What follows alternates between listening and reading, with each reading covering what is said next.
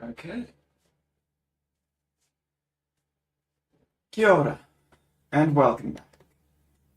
I just wanted to start by saying thank you to everyone who has continued to support this endeavor.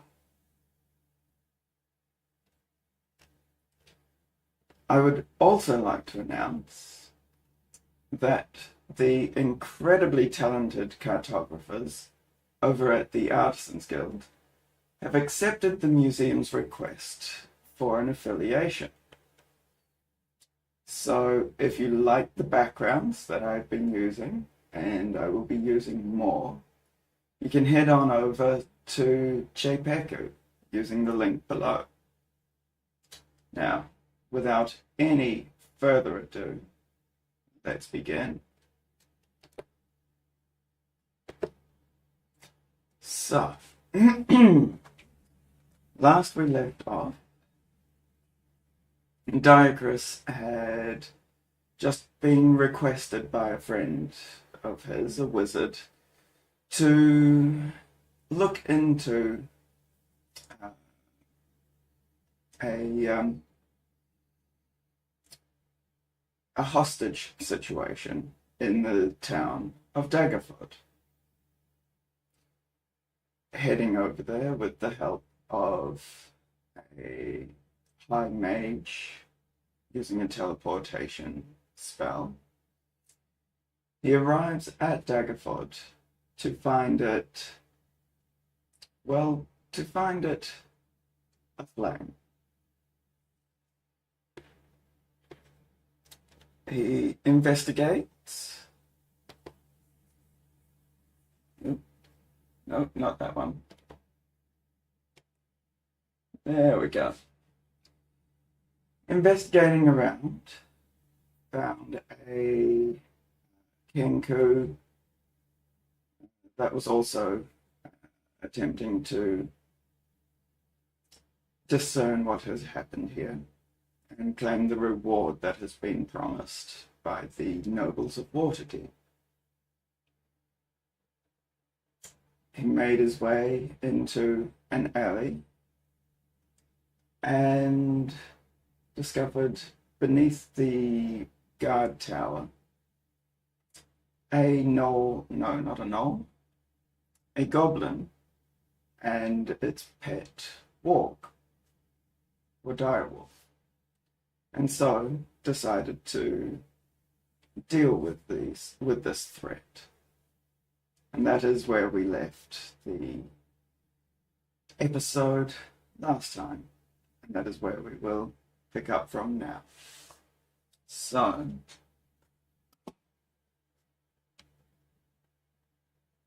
we shall make a stealth check. We'll go to there. Have a new dice tower. This is very exciting. And so let's put him on the board there. And yeah, he's going to come in from here. I don't have an actual direwolf, unfortunately, so this will have to do.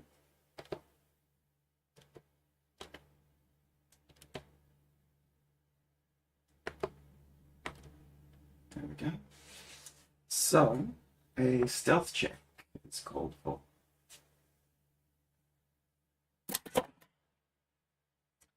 And that is 9 plus 4. That is 13. That is unsuccessful. So let us go to 445.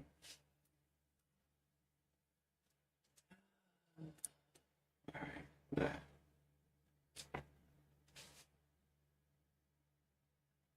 You stealthily prepare to attack the goblin and his direwolf. But the wolf then pauses its gorging and lifts its snout, catching the scent of you on the air. Quickly it rounds on you, aware of your presence. So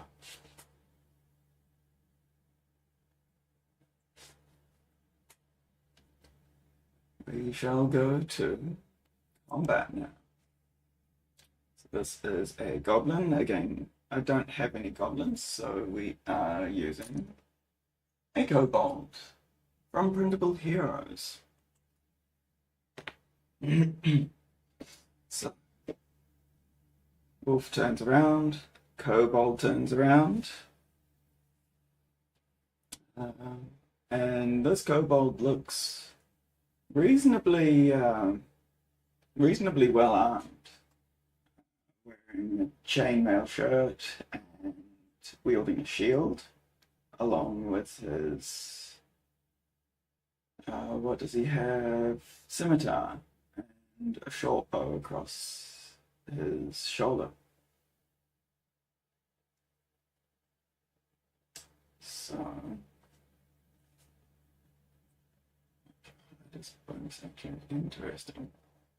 Initiative. Sounds good.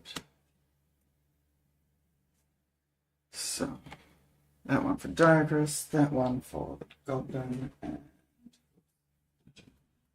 so I'm prepared. One moment. Let me just find. There we go. I can't be too good at a D&D player. I only have a small dice bag. We will go with that one for the. Okay. 2. 17. Very nice. And 15. Okay. Where did I put the pin? There it is. So, Diagrus. Then the goblin. Then the wolf. Okay. So the goblin has 21 hit points and an AC of 17. 21. I can do it the other way around. 17 AC, 21. And the wolf is on the next page here, and it is 14 and 37. So, fairly beastie wolf. This owlbear was the only large miniature that I have at the moment, so I shall rectify that. Let's put that. It just has the one attack, which is a bite. 2d6 and strength save. Okay. So, well, it is Diagrus' turn first. So, he now has 2 attacks, being level 5. We will make 2 attacks with his dagger and the nick attack. We will come up to here, and he will take his attacks against the goblin boss first of all.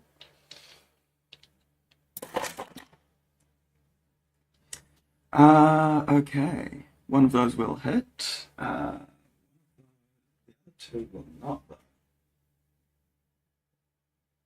+8. Oh, the unarmed attack should be +7 again.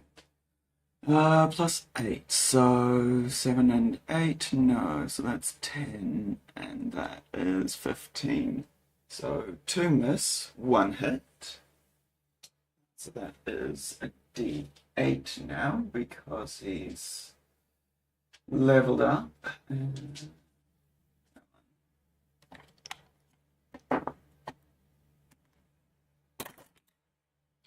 That is 2 and 5. That is 7 piercing damage.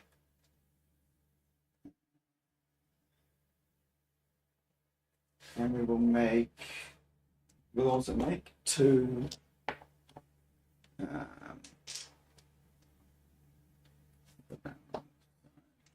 we'll make two unarmed strikes as a bonus action with his flurry of blows.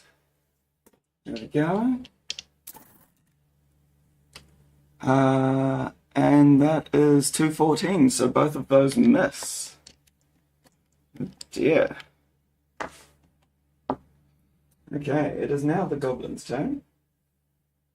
So the goblin is going to make 2 attacks with the scimitar.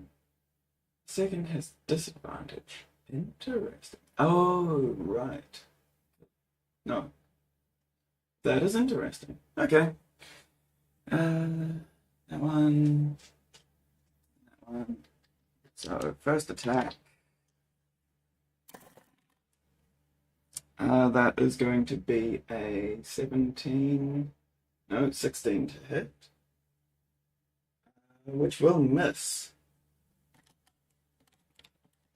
So let's take them out of there, and second attack with disadvantage is a lot more. That's a 16 and a 17.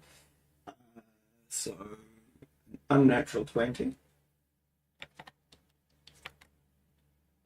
So, and that was 4 plus, oh, sorry, no, D6, not a D8. Yeah. 2 and 2, so 4 damage. Diatrus is going to take that at the moment. Doesn't want to waste too many focus points. And it is now the wolf's turn. So the wolf is going to circle around. Not that I use flanking rules, and it has pack tactics, but that is fine. So 2d6 for that. Yeah. And a singular attack. And that is a natural 1. So Diacrus just nimbly dodges out of the way as the wolf's maw just comes down on thin air. So back to the top of the turn order with Diacrus. So we will make 3 attacks. The white one will be the unarmed, the nick. That one will be the first one, and that one will be the second one. So many dice. Okay. Yes, I believe all 3 of those will hit. 13, that is 21, yes. So all 3 hit. So we have 7, 3, 4, 7, and 2 is 9. So 9 plus 10, 19. Oof. I think that is, yep, that is very much enough to take out the goblin. Just leaves the wolf. So we will believe Diacrus has stunning strike now. So what we will do is we will make first attack of a flurry of blows. We will spend a focus point to try and stun him. That will hit. And what are the new rules for that? Constitution saving throw, probably. Look. Monk. Stunning strike. Constitution save. Okay. So that is only a 1, but that's fine. So that is +4. Yep, so 5 bludgeoning damage. Let's put that down.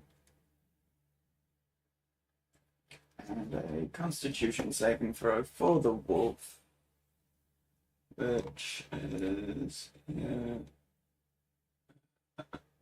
Constitution is a +2, so it has a decent. However, that is only a 7. Diacritus's DC is 15, so it is currently stunned. Do have condition markers, not that it will make too much of a difference. That's fine. Another time. I will be slightly more prepared next time. So, with that, second attack at advantage. Woo! Yep, that will definitely hit for maximum damage. You can see those. The other one, not so much. That's alright.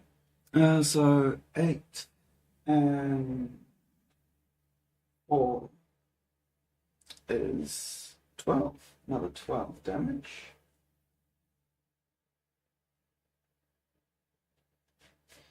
Good. Okay. So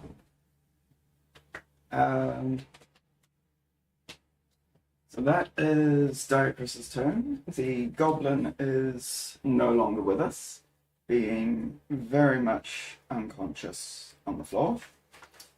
And the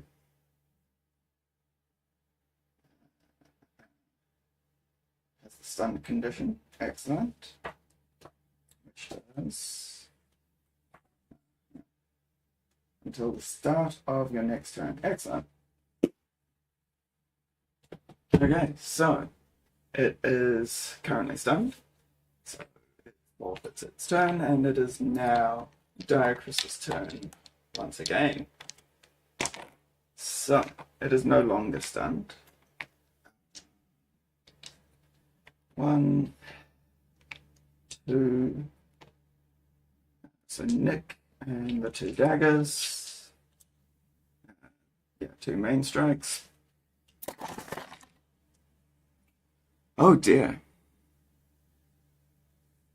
Well, I mean, technically those are all. Yeah, I'm gonna go with that. Oop. Yeah, that one was very much cocked. But the 2 daggers, the 2 main attacks miss. So we'll take them out. And we will re-roll this one. And that will hit the Nick for 18 plus 8, yeah, 26. So 1d8, that is another 7 damage. So what is that? 27, 32. It is looking very bad. Alright, however, it is now the wolf's turn. It will, I don't believe it has any. After 2 rounds, it will engage in melee. Nope, I already came in. Service high ground. I just came in and absolutely demolished it. It did not get a chance. So, yep. Doesn't have anything else other than a bite attack. So we'll try to do that. We'll use that set of dice. Not the 8, the 2d6. There we go. And that will miss. And it was minimum damage as well. What's that? Yes, yeah, 11 to hit and 2 1. So that is its turn done. It was, although aware of Diocris's presence, clearly still full from gorging itself and unprepared to actually fight a foe that knows what it's doing. So, first attack for Diagris. That will hit.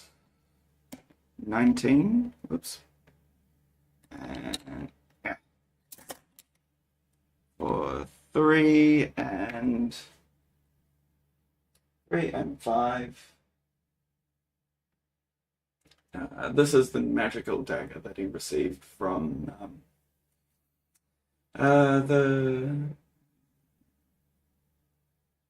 the clergy in the previous town. I really should have a better memory for these things.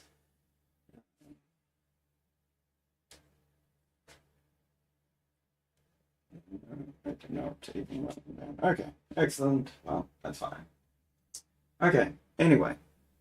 3 and 5, 8, and 7, so that is the wolf. Eviscerated as well.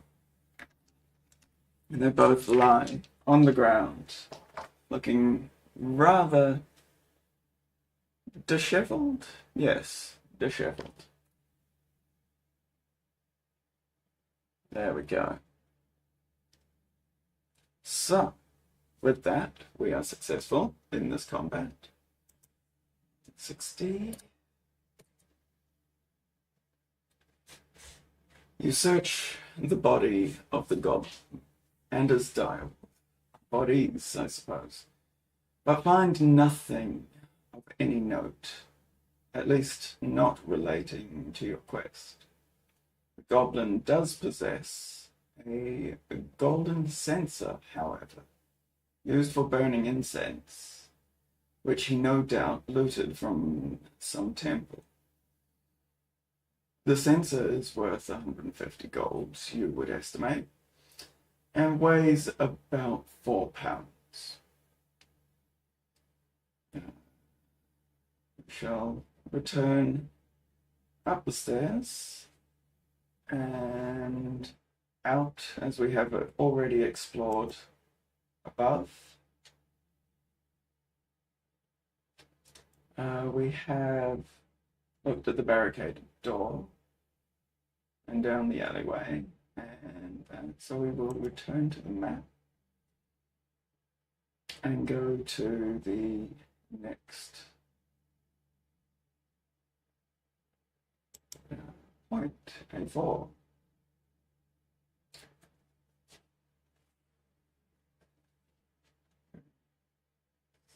There we go. In the center of this square is a statue of a female goddess. But looking closer, you see that it will be hard to discern what specific goddess it is. The stone of the statue has been vandalized, cracked and scrawled with graffiti in some places, most of it in orc. There is even a steel blade penetrating the statue's hand.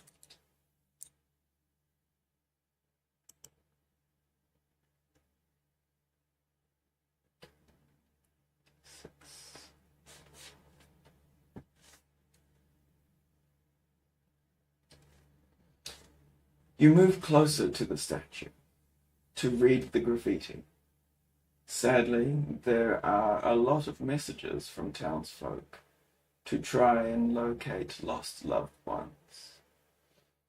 The statue has been used as a kind of message board.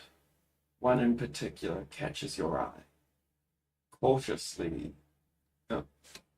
Callously scrawled in rough common over the top of all these heartfelt messages. Pray to every feeble god you wish. Set any bounty you want. You fools will never find me. Krond the Conqueror. The brazenness of the villain. You can't help but laugh at his arrogance. When your amusement subsides, you ponder this message.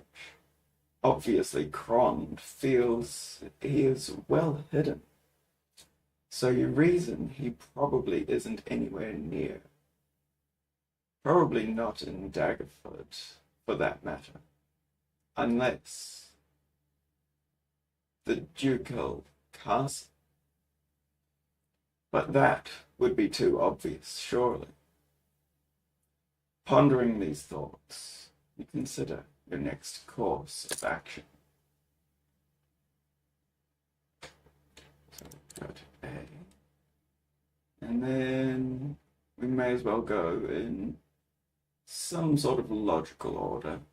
So we will head to the east to map B. Southeast.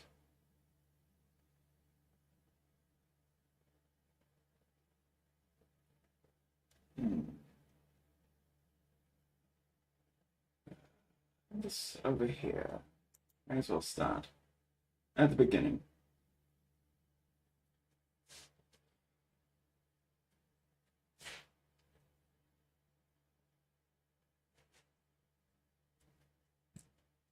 Okay. Good. So, we arrive at the River Shining Tavern. And as you approach the door to this tavern, over which the battered sign hangs displaying its name, you hear gruff laughter and merriment coming from within. It is a contrast to the ominous pounding drums that continue in the background, echoing throughout the streets of Daggerford. Laughter, even in the face of such tragedy, this strikes you as odd. In a deserted, pillaged town, who would be celebrating but the conquerors? Just as you are thinking this, an old man, human, pushes his way out the door, swaying unsteadily on his feet.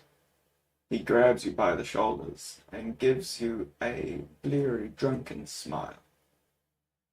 You know, he slows, his breath smelling like a distillery. Those orc fellows, they're not actually that bad.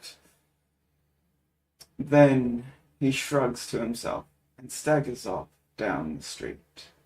Confused, you gingerly push the door open and poke your head inside.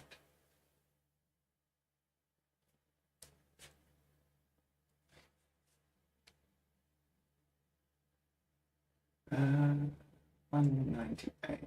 Rightio.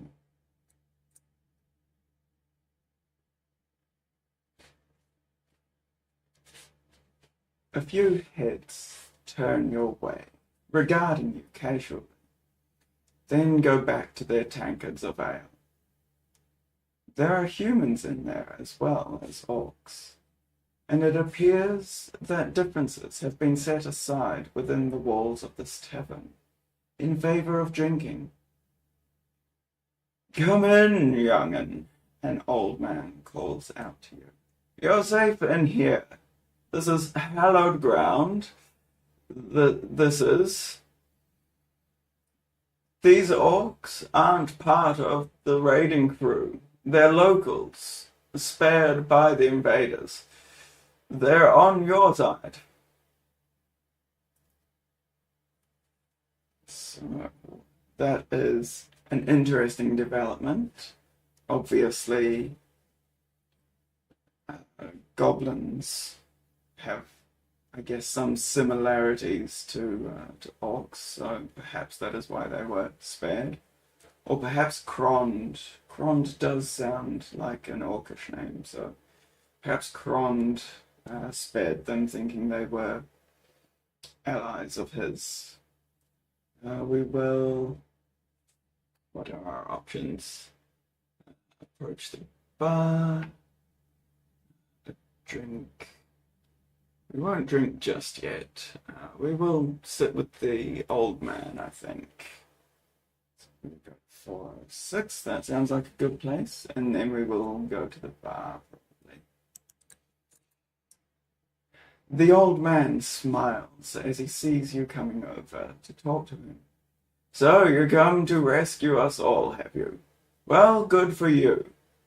There's plenty of your type competing for that reward, but you look to be pretty capable. You ask the old man why he is not amongst the kidnapped townsfolk. He shrugs. Too old, I suppose, he answers, taking a long sip of ale.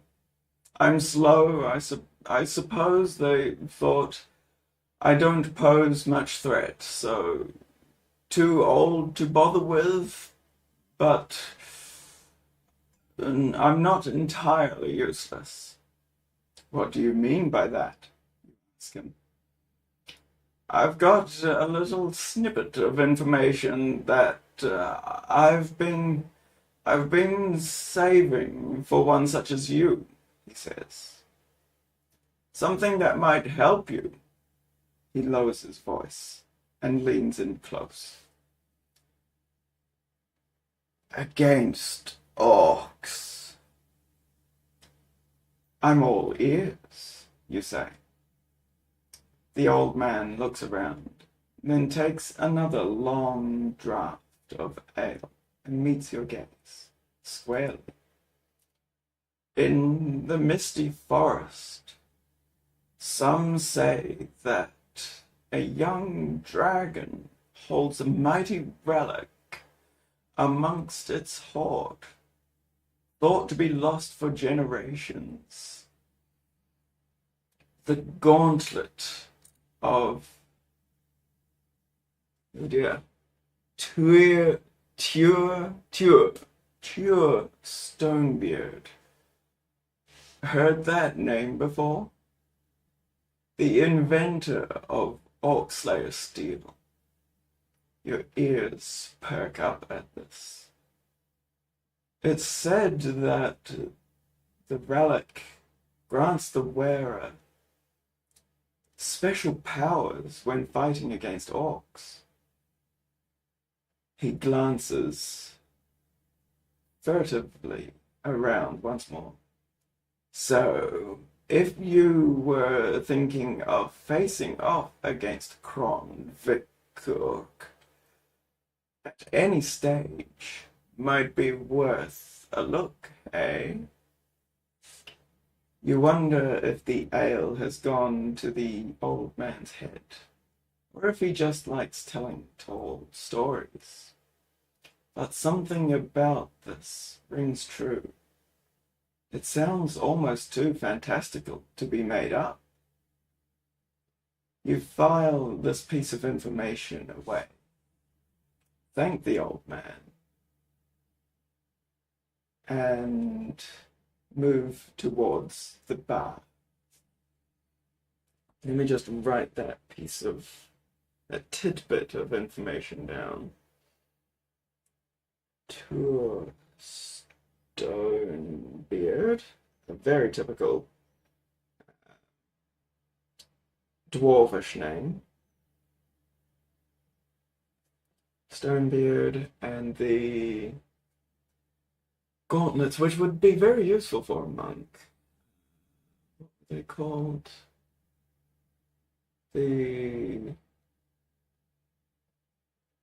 gauntlet of him. Gauntlet. There we go. That could be very interesting, very useful for Diacrus. So we shall approach the barkeep. 34. There we go. So, you approach the bar. The orc looks you up and down. You want to be careful going around looking like that. he says gruffly. Just a friendly word of advice. You grimace at these words. Many thanks, you say, with just a hint of sarcasm. What I'm more interested in is anything you can tell me about the forces that invaded this town. So a persuasion check is called for. We'll go with the dice. There is only one way to show you that, and that is. I do hope you are able to see this. He is not known for his tact. So with that natural one, very much unsuccessful, we go to 366. And we will just write that down. So even with a persuasion of 0. Excellent. So that is the ultimate failure. Don't know nothing, friend, the orc replies curtly. I just pour the drinks round here. You can see there is no reasoning with this grumpy barkeep. So I suppose Diocrus will thank him for his time, nod to the old man, and return out to the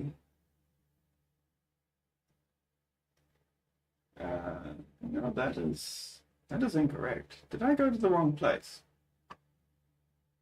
I don't think so. Oh dear. I'll go away. If you wouldn't mind doing what I want you to do. Oops, there we go. B. Let me just double check that. So B1, 198. Yes. 34. Yes. That is where I went. Yep. Information. Yep. 34.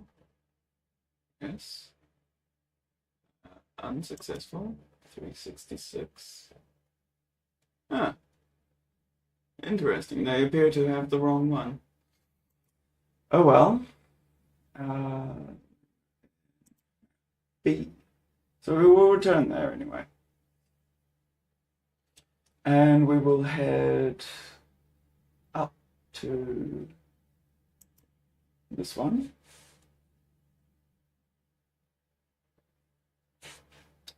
The dog kennel. You enter a closed-off courtyard area where several houses cluster around a well.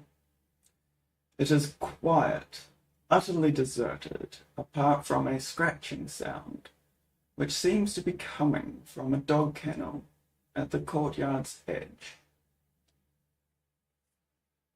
We shall investigate the kennel. 71.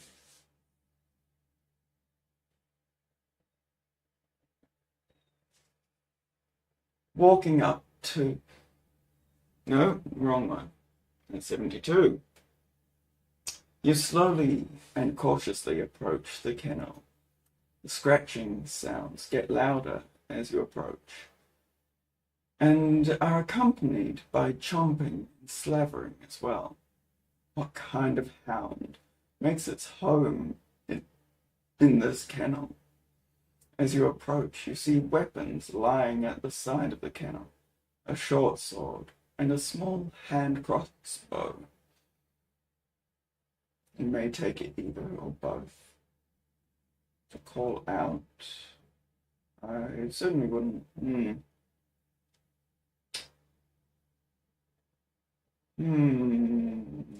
Okay, we will call out to whatever is inside. 59. Oh. That is annoying. Let us go back here. In fact, we'll have a look.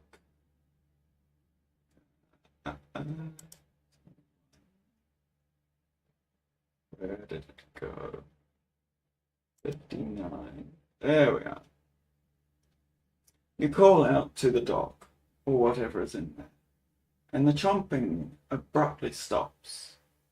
From the kennel emerges the most muscular, hideous-looking hound you have ever laid eyes on, and you quickly surmise that this is not of this world. Wherever it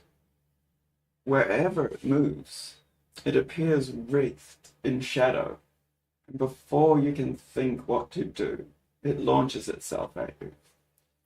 So, more combat. Shadow Mastiff. Excellent. It is medium, however. A dog miniature. That will suffice, as I don't have a Shadow Mastiff. In fact, that one will suffice nicely.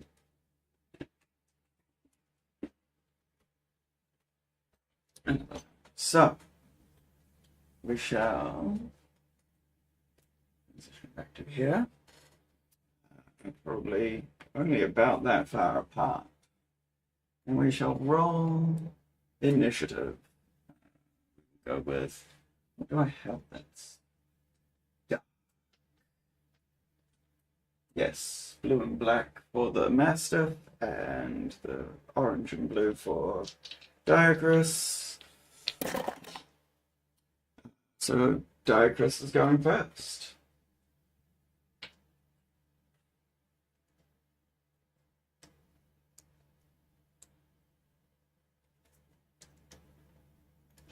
Mastiff. Okay, it only has an AC of 12, but it does have 33 hit points. Okay. Damage from non-magical weapons while in dim light and darkness. Is this dim light? Okay, every time one of your attack misses, it will use a bonus action to move away, triggering attacks of opportunity. It will then move adjacent to the building and use its many shadows in this courtyard to trigger the Shadow Blade. Ah, interesting.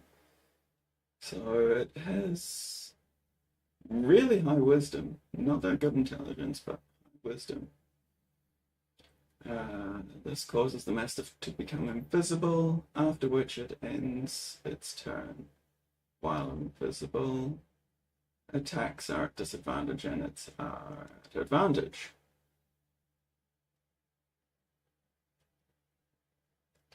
Somewhat interesting. Okay.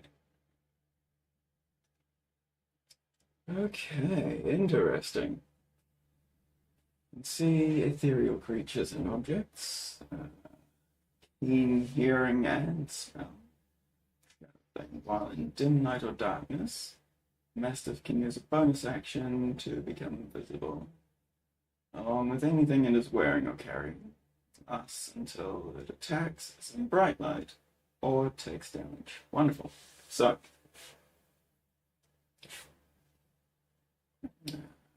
one bite, 2d6 plus 3 piercing, and strength save big prime. Okay. Every time one of your attacks misses.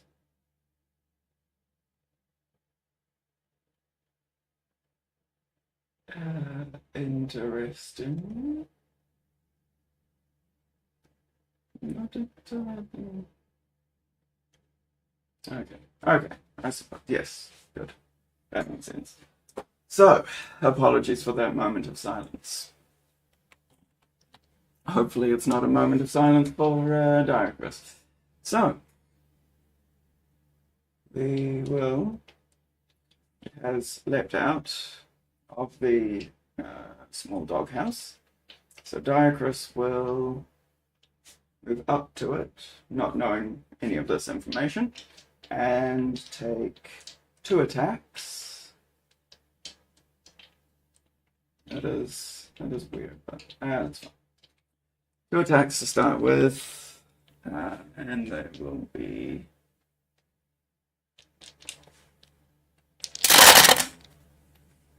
Oh, that is very much cocked.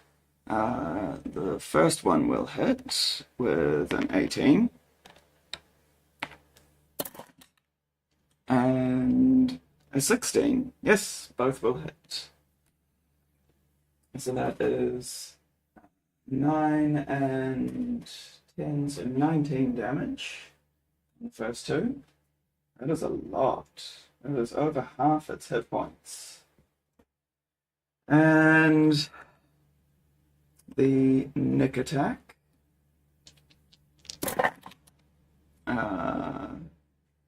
Yep, that will hit. 12 is its AC, and that was 12 on the dice. So that is another 8, because it is a magical dagger. So because it is magical, this will take full damage. So that is another 8. So that is down to 27. Lovely.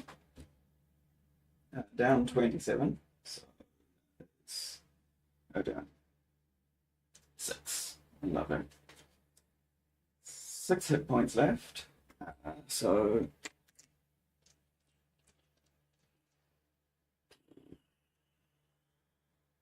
how's his key? How's his focus? Okay. Yes, we will, because we will use a focus point to do 2 more.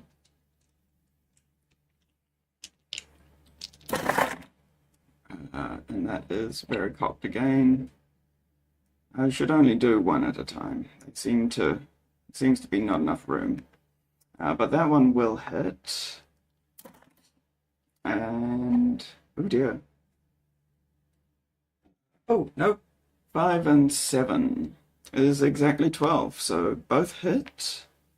That is 7 and 8. No, we'll go 9 and 6, 15. 7, that is just enough, because it has resistance, to take out the poor Shadow Mastiff. Quite impressive, really, that he did so quickly. All right.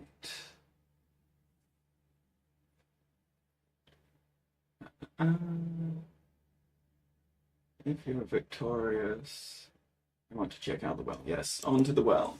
2:30. So let us put that down. Well, that was interesting. Diacrys is definitely looking not worse for wear. He hasn't taken much damage, but he is running out of things to do. So after we inspect the well, it might be time to take a short rest. So you go to the edge of the well and peer inside.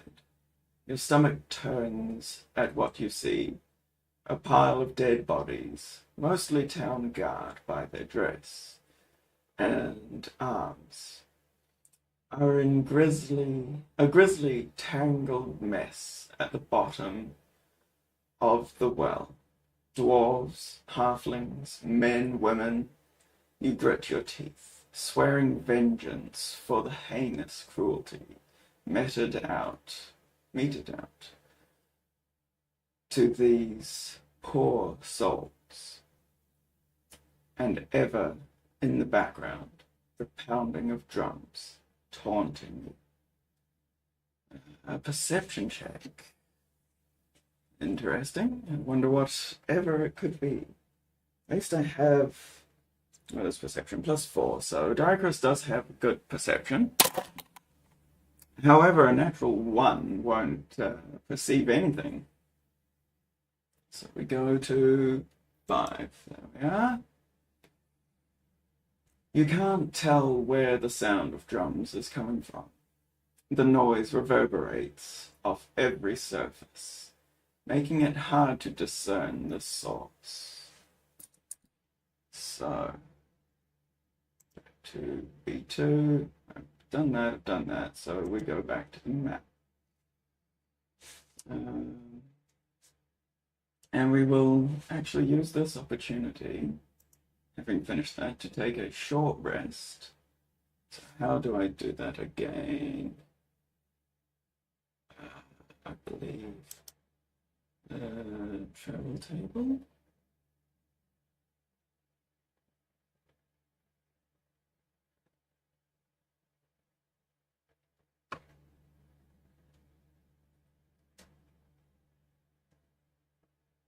Okay. No. There are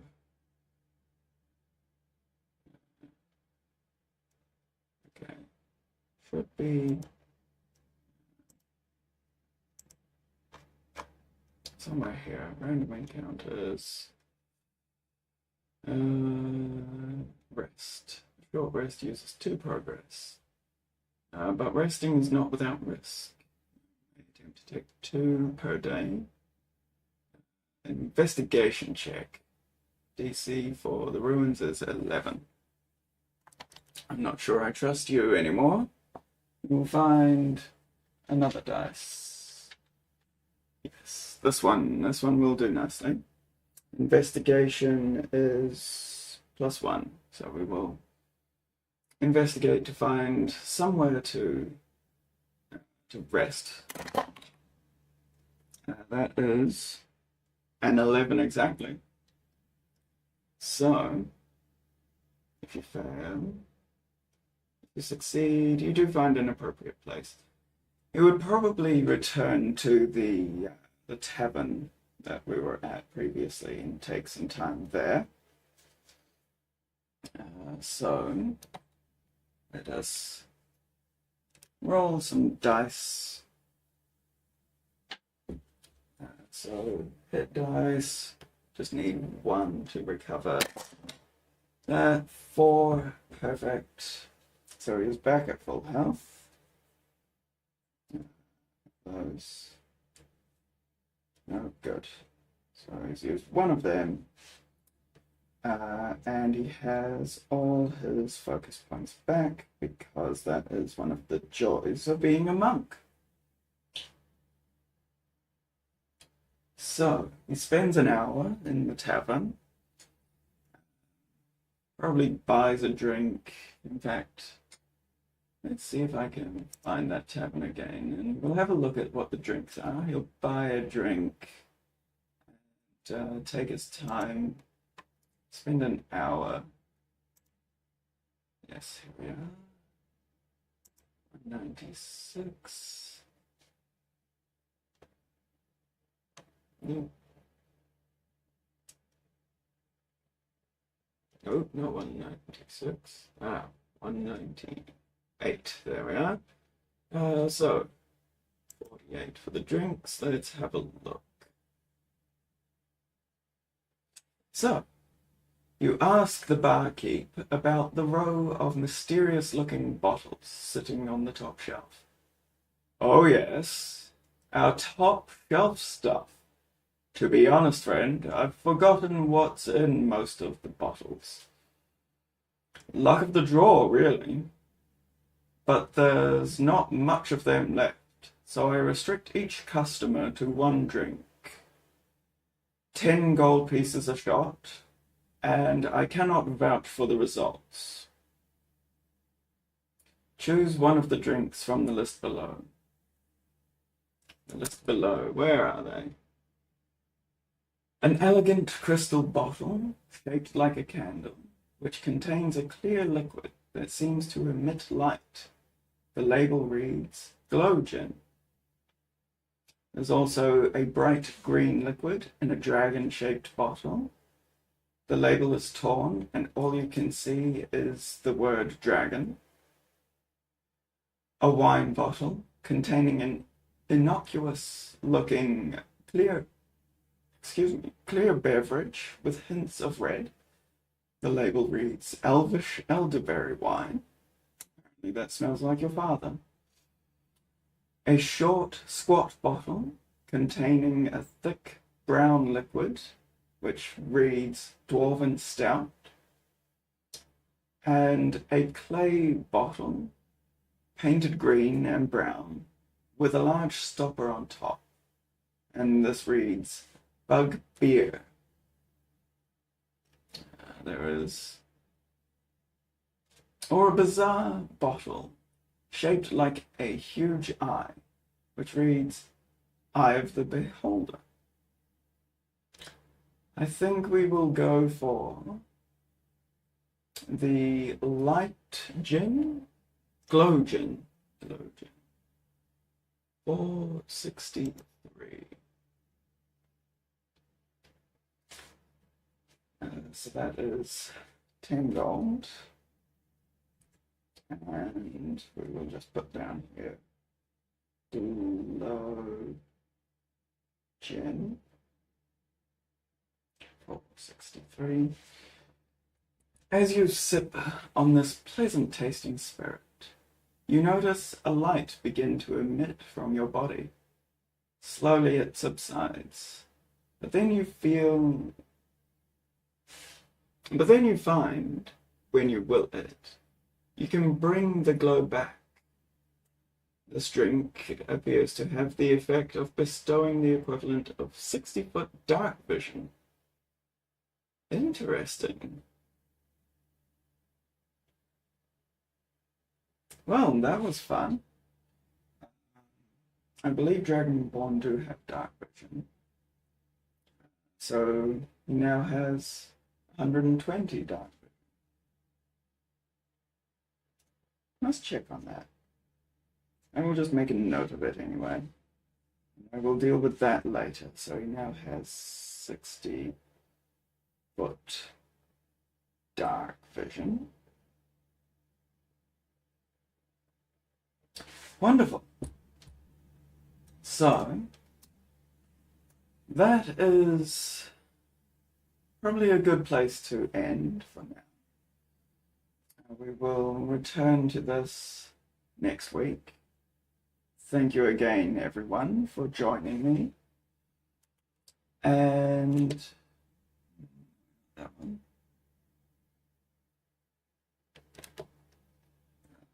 I will attempt to have a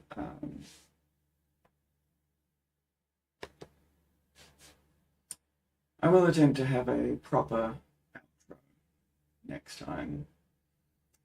But for now, many thanks again for joining me on this journey, and be sure to check out Czepeku. They are very, very kind, helpful group of artists and illusionists and cartographers, and have provided me with these backgrounds, amongst others, that you will see in due course, including the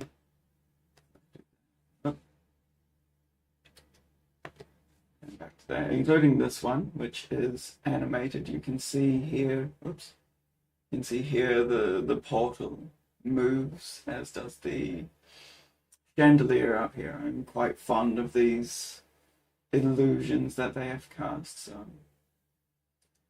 with that, we end the session, and I do hope you will join me again next week for the continuing adventures, the tales, as it were, from the Adventurers Guild. Thank you. Oops. Nope, send that one over there. There we go.